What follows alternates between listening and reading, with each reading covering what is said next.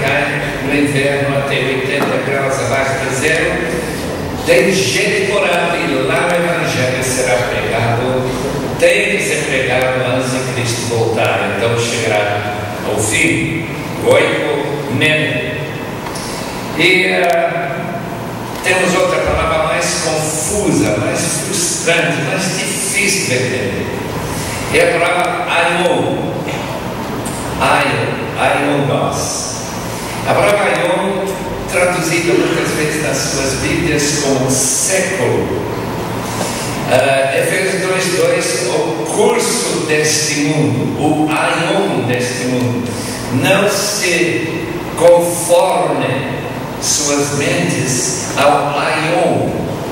Essa palavra aion dividia o tempo em duas épocas: a presente aion e o futuro aion, depois da vinda do Messias.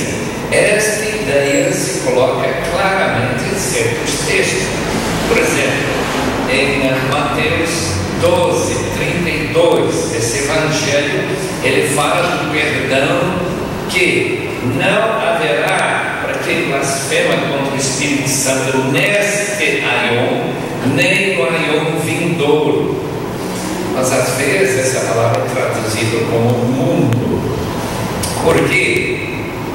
Porque o aion é a cultura, a maneira de pensar, conjunto de valores, ambições do mundo, que caracteriza esta época. A tradução época, paixões mundanas, Tito 2, versículo 12. Então essas paixões mundanas são os desejos, as cobiças, já vendo esse texto de 1 João, que caracteriza a gente tabuna, de Ilhéus, de Salvador, de São Paulo, que eu moro. É uma das tristezas que o mundo que Deus criou, esse mundo que foi declarado por Ele como bom, esse mundo produz desejos que são aiônicos, são proibidos por Deus e que certamente não ocuparão suas mentes após a volta de Cristo. Então esse ponto é ponto-chave.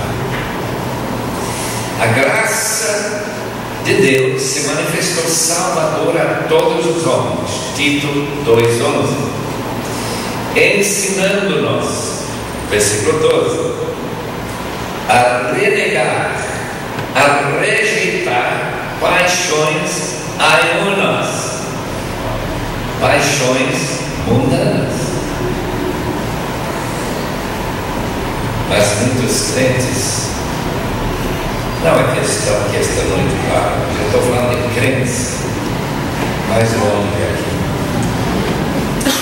permite que as ambições iguais que ocupam as mentes dos cristãos venham dominar seus corações também. E certamente essa é a razão que 1 João 2,15 diz que, havendo amor ao mundo, o amor do Pai não pode ocupar esse coração. Em primeiro lugar, nós queremos dar atenção ao fato que Deus é o dono deste mundo. Estranhamente, mas estranhamente, todo mundo aqui que tem título a uma casa, uma propriedade, pensa que ele é dono dessa casa, dono dessa propriedade, ou talvez dono de um automóvel. Biblicamente, isso é errado. Quem é dono do mundo inteiro é Deus. Deus é o Criador. Não há nenhuma maneira de saber de onde veio este mundo, se não veio através do poder criativo de Deus, que é do nihilo, isto é, sem nada. Com a palavra faz com que de nada exista tudo o que existe. Nosso filho em São Paulo, vendo esses prédios em construção, eu acho que ele tinha 3 anos, fez uma pergunta para sua mãe: mamãe, por que Deus não terminou quando ele fez o mundo? Está vendo tudo ainda inacabado. Naturalmente, a mãe ficou surpresa, que ele imaginava que isso que estava sendo construído lá nesses prédios que estavam sendo levantados por aqui também, que isso é Deus que está fazendo. Mas ele, com sua pequenina mente de 3 aninhos, ele estava reconhecendo que, tendo aprendido com os pais, claro, que Deus é dono de tudo. Então Deus tem que ser aquele que está construindo ou deixando de construir esses prédios. Irmãos, essa é a visão que nós temos que ter. Deus é o dono de tudo que existe. Tudo. Seu dinheiro, seu carro, qualquer coisa que você tem, pertence a Ele. Quando nós entendemos isso, meus irmãos, uma perna toma outras dimensões e proporções na sua mente. Um dia chegamos em casa, arrombada por alguns indivíduos que pensavam que estavam servindo a Deus e pegaram algumas coisas dele que estavam guardadas em nossa casa. E nossa reação naturalmente foi que nós tínhamos sido violados. A gente entrava em nossa casa, até nós pararmos e dizer: graças a Deus a casa não era nossa. Deus mandou alguns servos dele pegar. Glória a Deus. Meus irmãos, dá uma nova maneira de pensar. Essa mesma ideia estava sendo exposta em Nova Lu, Rio Grande do Sul, com um amigo nosso. E o grupo de pessoas, eu acho que são luteranos, porque luterano, meus irmãos sabem, ele é dono mesmo, não é? Então essa ideia era nova para eles, que Deus é dono de tudo que você tem. E uma pessoa que teve uma crise tosse, saiu para a rua para ver que onde ele tinha deixado o seu carro e mudado. O carro tinha sumido. Quando isso acontece com você, você pensa se talvez você está com Alzheimer, que você esqueceu onde deixou o carro. Porque não é possível que o carro simplesmente sumiu. Mas a ficha caiu. Ele percebeu que alguém tinha levado o seu carro. E ele, sendo uma pessoa muito brava, uma pessoa que pensa que talvez que matar esse indivíduo seria a melhor maneira de presenteá-lo por essa disparate, essa besteira que ele cometeu em fazer seu carro subir, quando ele lembrou: esse carro não é meu, esse carro pertence a Deus, ele é a carga pertence. Ele volta toda alegre dizendo: Deus levou o carro dele. No dia seguinte ele teve um testemunho lá entre os seus colegas de trabalho, como ele nunca tinha antes. Quando ele, com alegre, com contentamento que nós cantamos essa noite, disse: Deus mandou alguém levar o carro dele. Graças a Deus por isso, que não vai fazer falta, porque Deus sabe o que está fazendo, não faz nenhum erro. Quando ele leva o que é dele. Olha na sua Bíblia, se trouxer para casa, em Salmo 24, versículo 1. Salmo 24. Esse lindo texto Todo-Poderoso. Se for em Jó, não vai encontrar. Portanto, vamos olhar para trás. Salmo 24.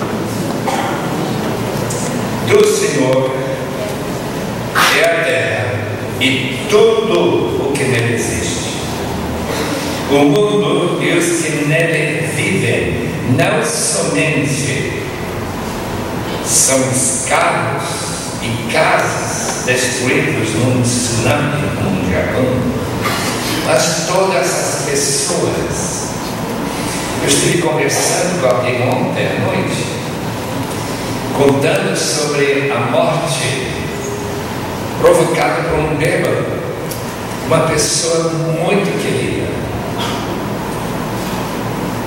Obrigado. Irmãos, o choque desse evento foi tão grande que a pessoa não podia mais dormir. Estava numa situação emocional tão destruída, tão desestruturada. Eu queria tanto que essa pessoa pudesse entender que tudo que há no mundo pertence a Deus e todas as pessoas pertencem a Ele. De maneira que, se Ele quiser me levar nessa hora, eu sei que vai ser um pouco de choque, meus irmãos. Se eu cair agora e meu espírito for ficar com Deus, é uma excelente maneira de falar assim. Que Deus tem todo o direito de fazer o que Ele quer, porque a Ele pertence, porque o mundo e tudo que Ele tem a Ele pertence. Segundo, Jesus Cristo veio aquilo que era dele. João capítulo 1, versículo 10. Talvez os irmãos olhando na sua Bíblia vão lembrar desse versículo. Esse versículo é tão interessante porque segue o versículo 2. Versículo 2 desse prólogo de João. Ele estava com Deus no princípio, todas as coisas foram feitas por intermédio dele, sem ele nada do que existe teria sido feito. Nada. Versículo 10, a palavra estava no mundo, e o mundo foi feito por intermédio dele, mas o mundo não o reconheceu. Veio porque era seu, mas os seus não o receberam.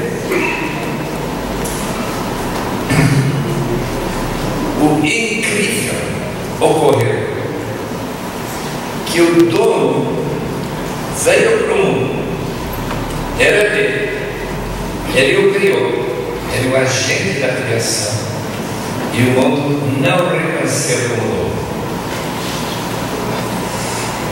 Essa ideia de roubar de Deus o que lhe pertence é o que aconteceu com a queda de Adão e Eva.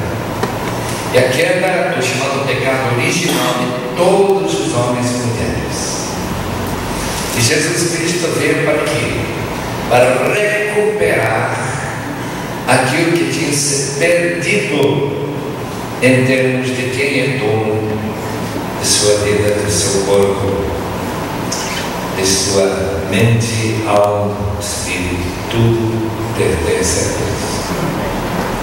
Mas tem que ser recuperada, porque pessoas que não creem nesta verdade básica da Bíblia, vocês não são de si mesmos, foram comprados, como diz 1 Coríntios